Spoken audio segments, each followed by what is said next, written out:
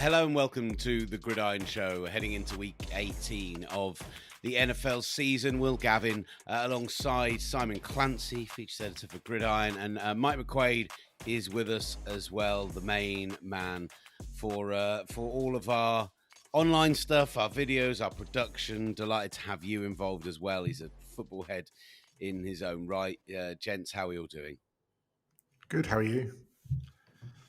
Yeah, I mean it's been a weird and difficult week for the NFL. I think that's fair to say, and I think everyone is feeling that right now. And look, obviously, it's been a story, Damar Hamlin, that has been covered very heavily over here in the UK. It has raised a huge amount of interest, and what is certainly my day job and our day jobs, as well as what we do with Gridiron. And yeah, I think there are a huge amount of things we could sit here and say and discuss about the Hamlin situation. That we could go into, what happened on the night itself, the NFL response, the very important conversations that are being had right now in a very intelligent and smart way. People like Dominique Foxworth and people talking about the vested nature of NFL contracts and the health care given afterwards, and what the role of the NFLPA and all of that stuff. But I think there's part of me that feels like right now that feels all a bit clumsy. It feels like other people are having that conversation in a very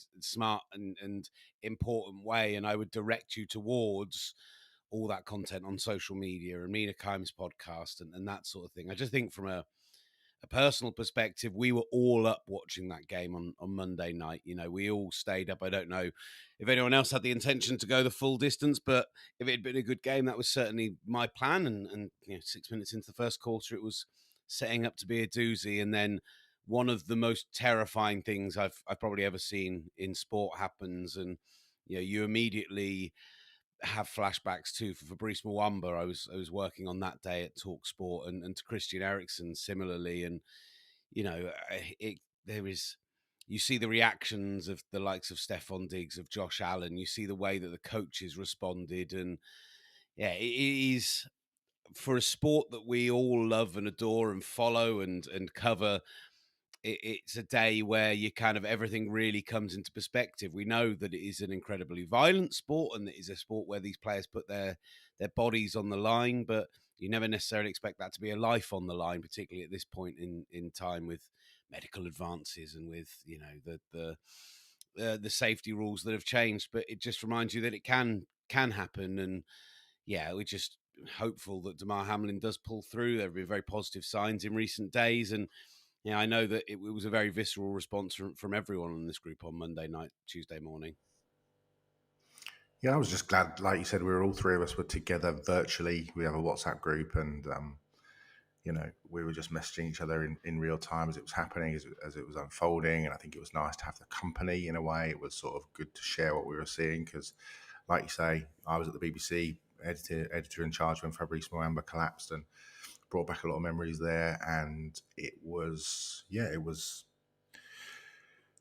terrifying. It was very frightening. And I think it was most frightening when you went to the first commercial, came back and you saw it, but then you saw the reaction of the players that you mentioned, Josh Allen holding his face, Stefan Diggs crying, Tre'Davious White in absolute, torture of crying and those sorts of things. And I think that's what, brought it home. And then when Joe Buck said that he was undergoing CPR, I think that was, that's when you really knew that, wow, the game that we all love might be about to change forever, and probably has changed forever anyway. But certainly, if a 24-year-old had died on the field in the biggest game of the season, that would have, changed the game we love forever. And I don't know what you think, Mike, but it was just nice for us three to be together and just be able to go, it's weird. After 9/11, I was at Radio 4, and I was the first program back on air after news for 9/11. And one of the guests, I used to produce midweek on Radio 4, and one of the guests said, all I wanted to do was just hug somebody that I knew after spending the day watching it. And in a weird way, it sort of felt like that as well. And I think the three of us just were able to sort of, as twee as it sounds, were able to just, provide virtual hugs for each other. And I know I didn't go to sleep until, I went to bed about 4. I don't think I fell asleep for about another hour, just because you're replaying it and thinking, God, this guy's fighting for his life, and it was difficult, Mike, wasn't it? It was a difficult night. It was really, really difficult. I think you've summed it up excellently there, lads. Like, obviously, that to be able to have the opportunity to chat to you boys at 2:30 in the morning when it's dark outside, and you just don't know what's going to happen and what's going on. It was just it's hard to put into words the emotion, I guess, that we felt, but it's completely irrelevant to the emotion that, I guess, the Buffalo Bills players, staff, the Cincinnati Bengals team that were on that field as well at the time, and it's just an awful, awful moment. And I have to, I can't imagine what it's like working on media, one thing, and having to sort of bring people through that for the guts of 45 minutes to an hour on Monday night, Tuesday morning our time, but more so, just hats go off to the medical workers both on the field and the hospital in Cincinnati for the work that they've done on the field and the work that they continue to do. And prayers are with Damar and his family, and obviously with the Buffalo Bills organization. Football is completely secondary when it comes to this. And please God, we don't see something like this ever again. It's just not nice to see it all, and it's been a very, very weird week because of it. I think coming back to that original point as well, again, there are very important conversations that need to be had off the back of this about player welfare, and not just in the moment. This is similarly, if you're a fan of any sport where these guys are putting their body on the line, whether it be, people who love combat sports, people that love rugby, people that love anything like this, there is an assumed potential risk. But as much as there are those conversations are happening, what has been really heartening is to see the football community pull together, to see the wider community pull together, to see just how much of a brotherhood playing is. Someone like Zach Taylor, who is someone that we have eviscerated many times on this show for his play calling, for his tactical nous, for whatever else it might be, to see that he's clearly a very good human being, and see the way that he's responded with his players, and similarly with Sean McDermott, like all that stuff is so heartwarming. And to see just like, I know, Simon is as big a kind of draft Nick and college football guy as anyone I know, but for me, the best parts of the draft and the best parts of watching these young men fulfill these dreams is, seeing these guys who come from very difficult backgrounds, who have these phenomenal stories, who you just want to root for because they're great human beings. And the more and more of that stuff that came out about Damar Hamlin over the recent days, and obviously there's been a big focus on his toy drive raising $6 million, and that's great that people have put money into that, but it's just what clearly a great human being, a great teammate he is, and that all just puts that kind of human element even more into perspective. And I do, the NFL has, as any walk of life does, some bad people in there, and I'm sure we can identify some of those if we desperately wanted to. But it is stark what the percentage of people that are just good, intelligent, empathetic, warm human beings there are, and he certainly seems to be one of them. And yeah, I absolutely have loved seeing all of that side of it, as much as there's a darker side to this. So yeah, there's a lot of positivity, I think, to take out of it. And as long as the outcome is what we hope it will be medically, then I think that it's actually, there's some heartwarming stuff that's happened over recent days. You talk about the toy drive as well. I think it was fascinating to see the list of names of donors of people that had given money from around the NFL. You're talking about Tom Brady, Russell Wilson, Aaron Rodgers, Robert Kraft, the New England Patriots, Devontae Adams, Matthew Stafford, Andy Dalton, Clayton Fejedelem, Mekhi Becton. There were players from all across the NFL who donated money to this toy drive, and you just think that's the community of the league pulling together. You saw, Josh Allen and Joe Burrow embracing each other and standing together, and it's that's kind of what you want to see. And for as much as you get the confrontations on the field, you get the back and forth, you get what we saw, and it was great. But the competitiveness that comes with a Jair Alexander against a Justin Jefferson, for example, last weekend. But these players know what they're putting themselves in for. They understand, but they also understand that. And it's strange, I've been at practices before when players have been injured, in training camp when players have been injured, and they literally, move the business of football onto another field, and the injured player is left behind to deal with what's going on with the medical staff, and that could be as serious as a broken leg or a broken ankle or an ACL. And you hear it all the time, players saying it's a business, it's a business, it's a business, and they don't go into this with their eyes closed. There is an understanding that, you are literally putting your life on the line. You only have to look at the issue with concussion and those sorts of things to know that. But it doesn't make it any easier, and it certainly didn't make it any easier for those players, those coaches, and those fans. You feel for people like T. Higgins and what, the mental stain that he's going to be left with in terms of, did I cause this? Was this my fault? All those sorts of things. So, and just to see that community pulling together and making sure that everybody kind of comes with, is looked after is something that we can only applaud, I think.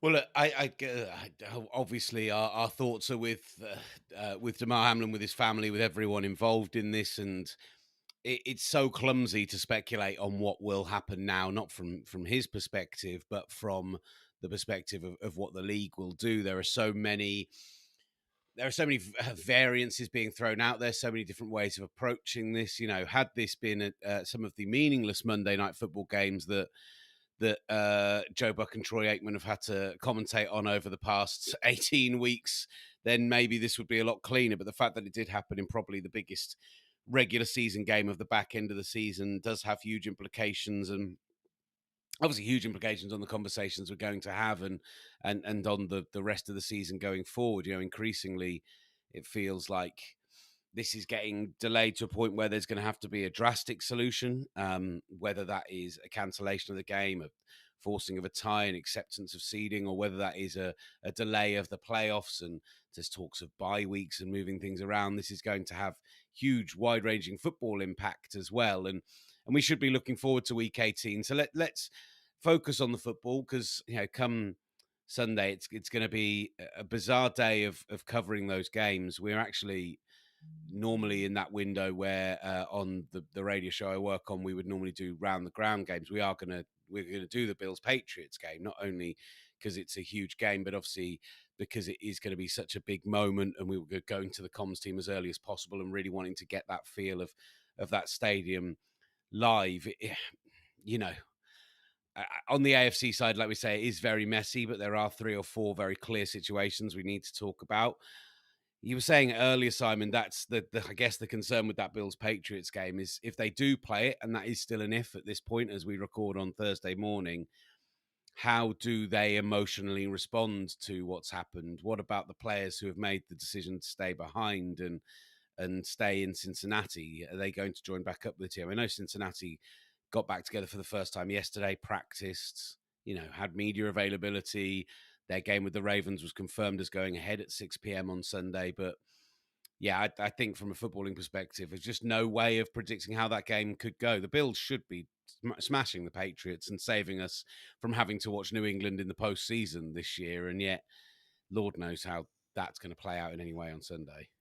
Yeah, it'll be fascinating. And from a completely selfish point of view, I'm a fan of the Miami Dolphins, and the Dolphins need the Bills to beat the Patriots for the Dolphins to get into the playoffs. And, you don't know how that's going to play out. And what you do know is that I think, this word's been used a lot this week, but unprecedented. I think there'll be an unprecedented level of emotion in Buffalo on Sunday from the fans. I think you'll probably see players in tears in the warm-ups, or, before the game, especially if that amazing Buffalo crowd kind of get involved, which they always do. They will be loud and they will be supportive.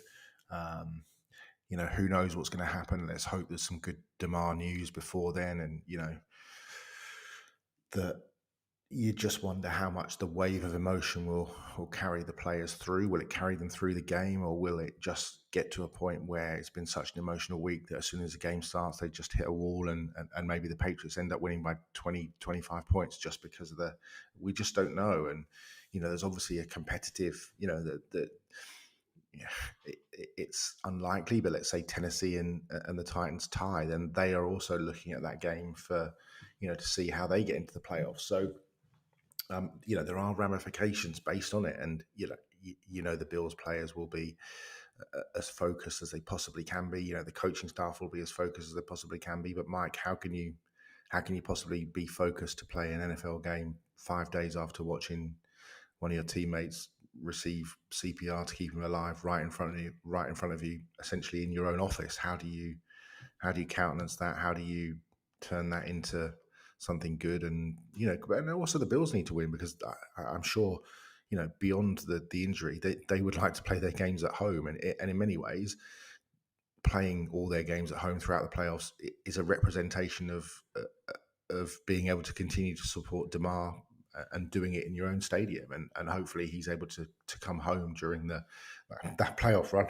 Excuse me, and who knows? He might hopefully be available to come out onto the field before the AFC Championship game or something. Something that would be fantastic to see. But you'd love to see that at in Buffalo. So there is a competitive issue as we head into this week, Mike, isn't there? But you also understand that emotions prevail in these situations. It's really intriguing because you've got one side, obviously the Patriots trying to get into the playoffs. For me, the Bills, if the Bills get home field advantage throughout the playoffs now, however likely or unlikely it is, I have them going to Arizona. I think they're not going to be beaten in Buffalo, and I think that is key for them. And yes, outside of everything that's happened, Bills fans will want to have that.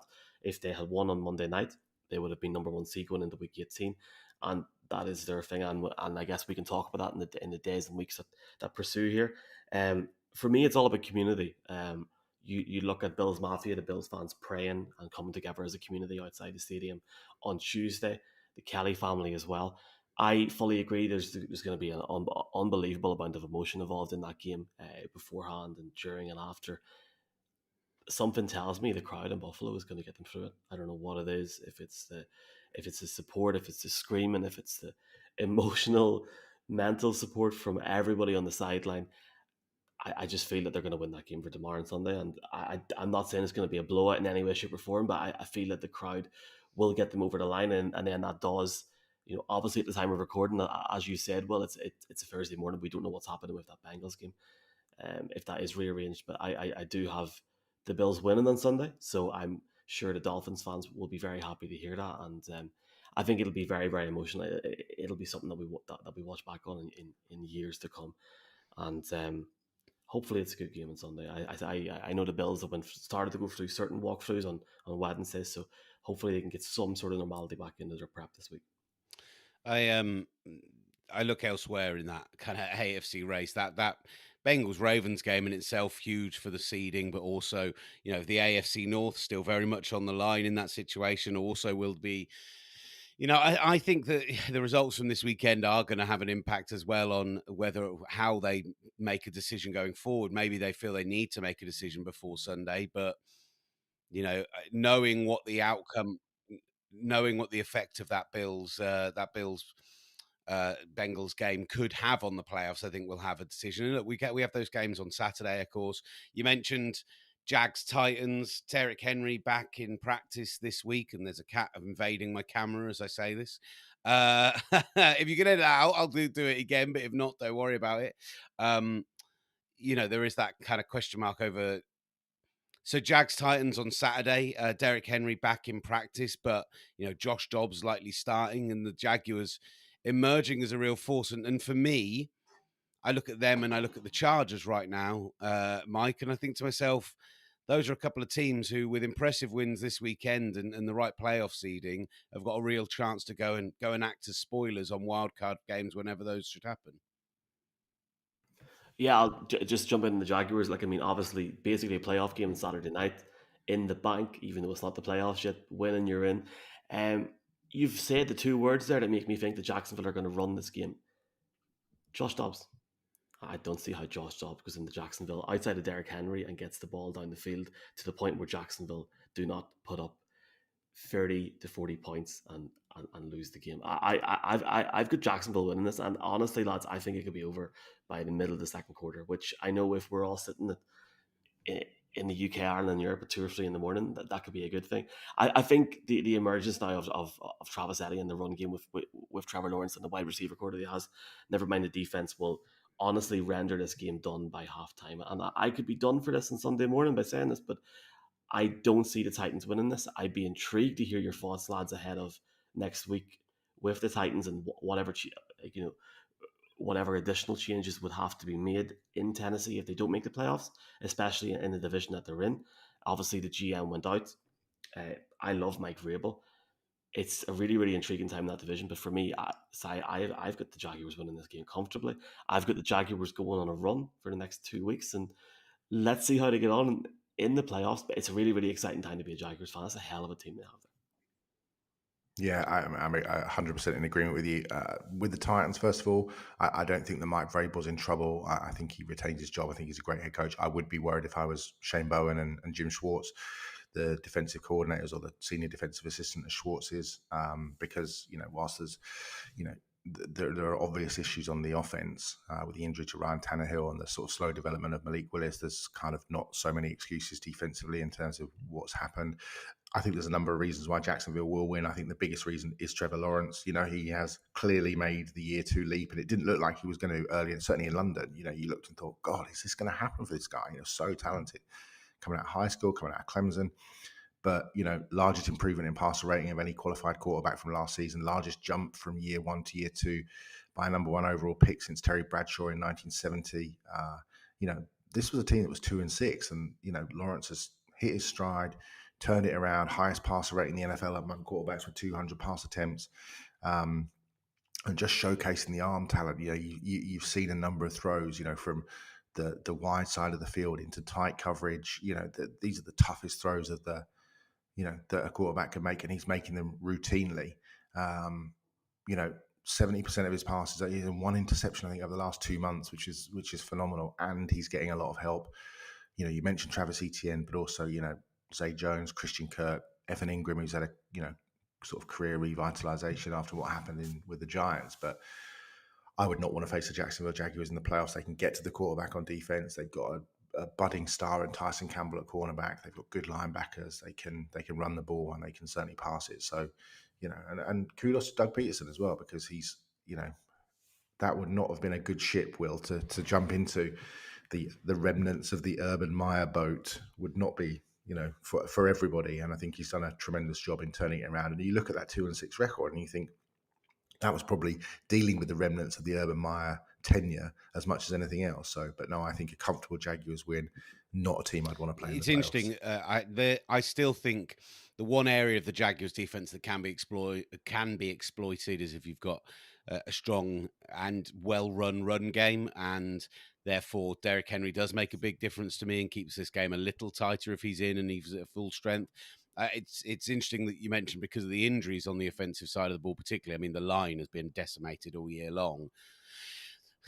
It sounds like Todd Downing's already out the door, like based on reports that are coming out this week. And certainly Titans fans get frustrated that even though they've had those injuries, the play calling, I mean, consistently taking Derrick Henry off the field on 3rd and short seems just bizarre to me. And yet it's something he's doing with extreme regularity at the moment. So, like you said, I think Vrabel, as a leader of men, as a head coach who has developed this team over the last few years and turned them into a perennial contender, will certainly keep his job. But I suspect there will be a bit of a cleaning house below him. And yeah, much like you guys, I'm expecting a Jaguars win. Similarly, in the earlier game, as much as we saw Jarrett Stidham giving 2 fingers to everyone in New England with his performance for the Raiders this past weekend, traded for a 6th round pick, never given a real opportunity there, and playing, probably the best debut we saw all season from any position. I can't see the Chiefs going in there and not picking up a win with the 1 seed on the line. I feel like those 2 Saturday games, I find Raiders Chiefs an odd pick. I know that it's kind of 2 exciting teams. The Raiders have just put up a really good performance, but even prior to everything that happened in Cincinnati on Monday, it just seemed odd to put the Chiefs on Saturday night to me. I thought it would be something a bit more standalone.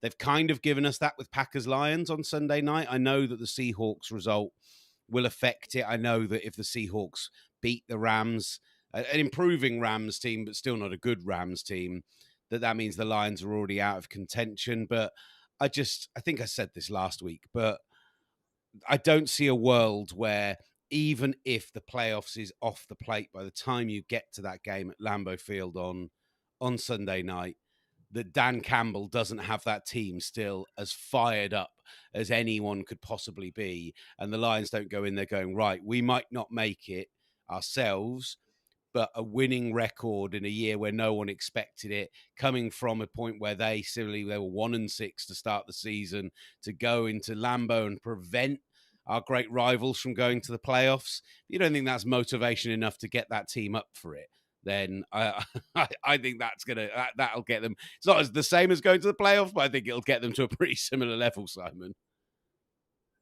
Yeah, agreed. I mean, I don't think I can add to that. Will, I just 100% agree. I think you've nailed it. I think you have to ask questions about Aaron Rodgers. If the Packers don't win on Sunday night, what is Monday morning going to be like in Green Bay? Because everyone's going to start talking and talking and talking. They'll win.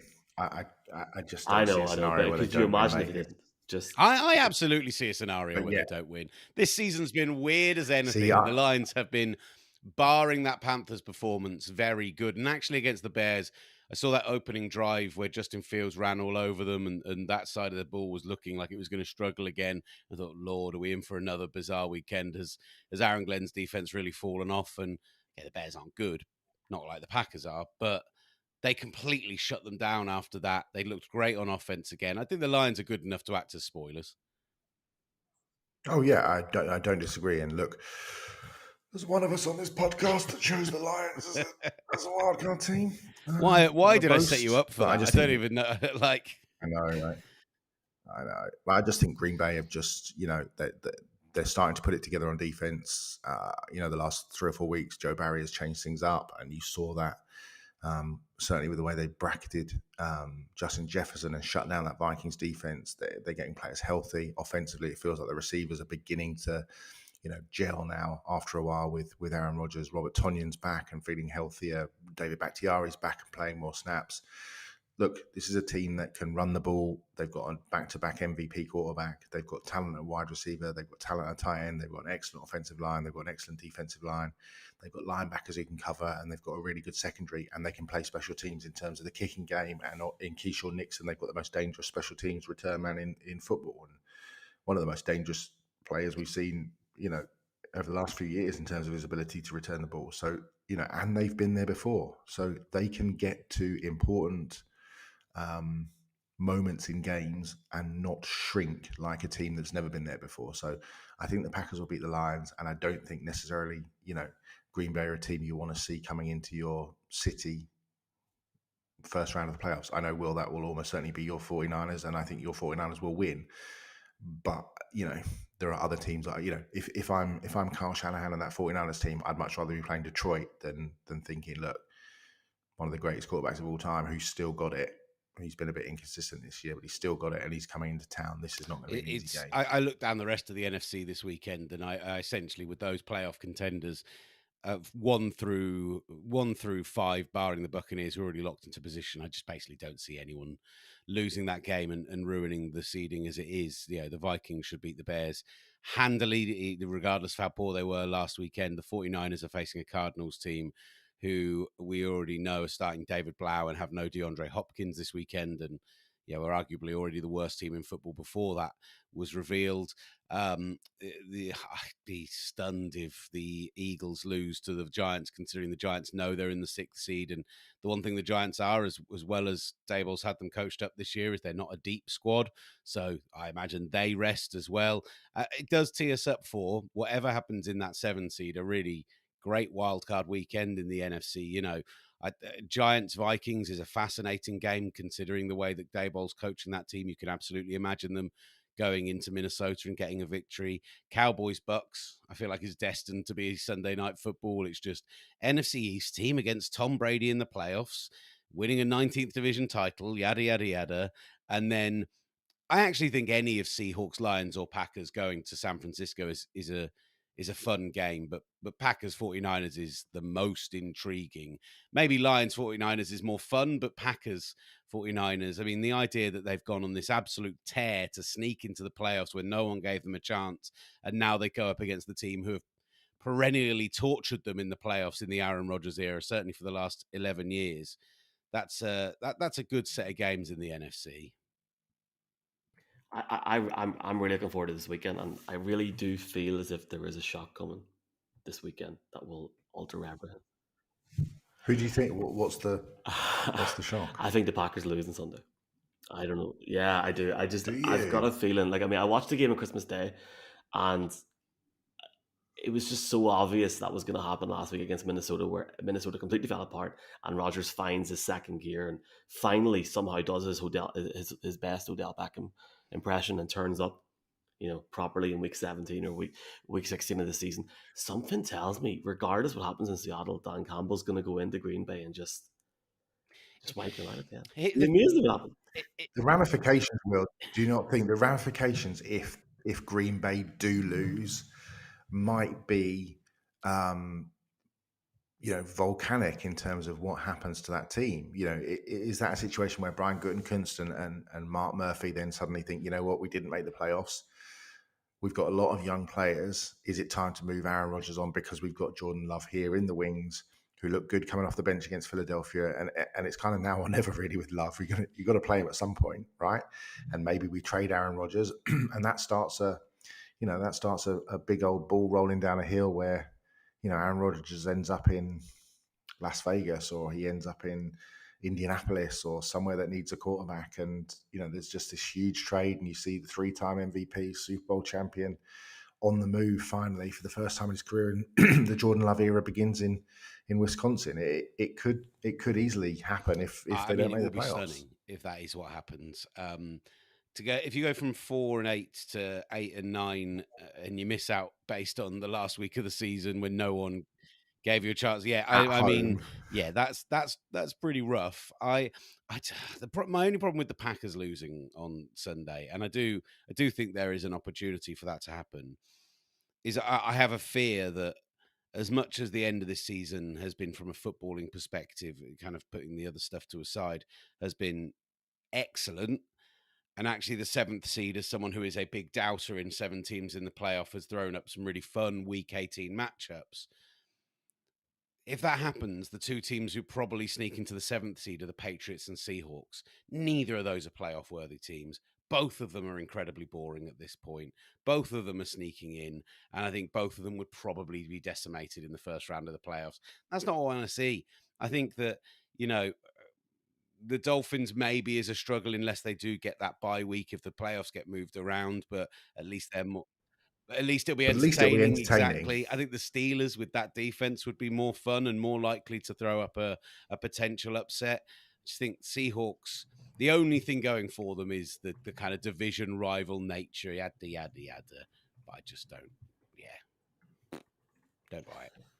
Don't like it. Something's going to happen, man. Something's going to happen. And remember the Colts game last year in week 18. Remember, nobody gave the Jags a chance, and it just happened. You never know.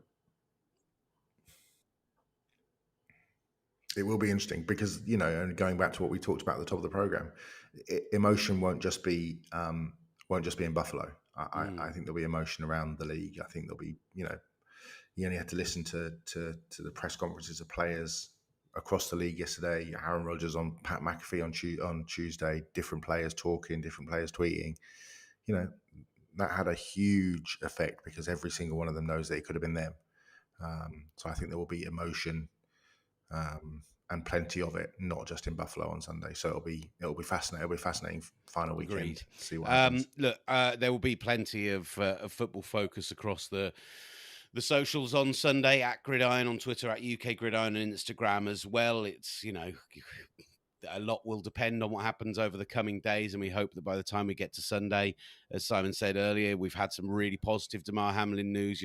It's etching towards more positive at the moment, but we don't know if Sunday can become a celebration of football again, as much as the emotion will be high.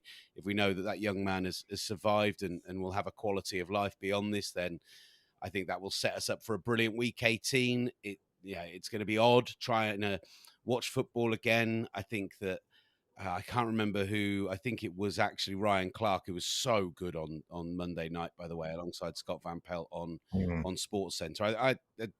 Scott Van Pelt, for me, is in a conversation for the best sports broadcaster in the world anyway. He was phenomenal on Monday night. But I think he said, the first snap of football is going to be one of the most terrifying for everyone watching. And I do think that Chiefs Raiders game, when it comes to, you want to talk about that kind of charged atmosphere and that emotion, I think everyone watching that is going to be feeling that wherever they are in the world. But hopefully we get a real enjoyable weekend of football where we can remember why we love this sport so much, and really positive news that leads us into that. And yeah, we'll be across it all, and we'll have podcasts and social media posts. So keep on following us, keep on engaging and being involved. Love to hear from you. And like we say, this football has shown its community side over the past week or so, and we love the kind of community that we get and the people that get in touch with us and have fun with us on social, etc. Even the Bengals fans, we love you still also. So thank you so much for listening, getting engaged, getting involved, and for listening and watching and all that great stuff. We really appreciate it. Yeah. Just a quick one before you wrap up, Willie. The announcement last night of the Oh, blimey, Hall have of we Fame not talked class of about that? 23 It, modern era finalists, I thought was just interesting. Sorry, just to cut your wonderful finish off, but did think it was an interesting list of players that made the modern era you're finalists. absolutely right. It's something we probably should have brought up. And actually, I have to say, as much as we'll look at the snubs list, there are a couple of players that I go, well, they deserve to be in the Hall of Fame. How are they not even finalists? To pick 5 from that group that are there, I know.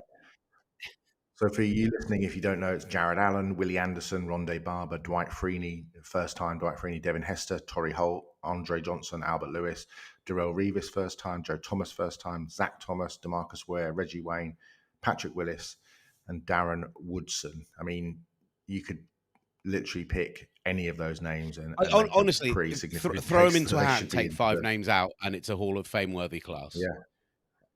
There's Absolutely. nobody in there that makes me Absolutely. go, oh yeah, no, I don't think they've got much of a chance this year. Like, that is unreal.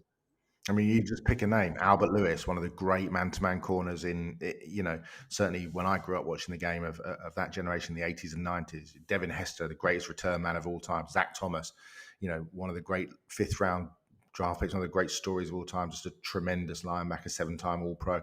Reggie Wayne, that him and Marvin Harrison, Batman and Robin, to Peyton Manning, Patrick Willis, a modern-day great at linebacker. I mean, literally. It's impossible to pick somebody that shouldn't be in that. I'm going to throw my Broncos hat on and say DeMarcus Ware. That's the thing. I think for me, the one thing that makes me think that there are some people in there that may not make it, the glut of wide receivers, I don't think they end up putting 3. I don't think they end up putting 2 or 3 in there. So you'd have to say, poor Torrey Holt probably misses out again with the other names that are there, even though I do think he should be going to the Hall of Fame. Like the linebackers you mentioned, Zach Thomas, Patrick Willis, both brilliant players, multiple All-Pros, multiple Pro Bowlers, best at their position in their era. But are they going to get in over DeMarcus Ware with all his sexy sack numbers and that final Super Bowl run and everything else that went with that? I think there are, you could definitely pick people who are more likely to get in. I'm just saying that give me any of those 5 and I think it'd be a great class. Give us both of you give us a 5. Mate, who would you take? Do you know what the worst thing is with this? I think that the thing that the thing that I got killed for most when we talked about it when the group first came out, as I was talking about players, is not giving Devin Hester love. Like,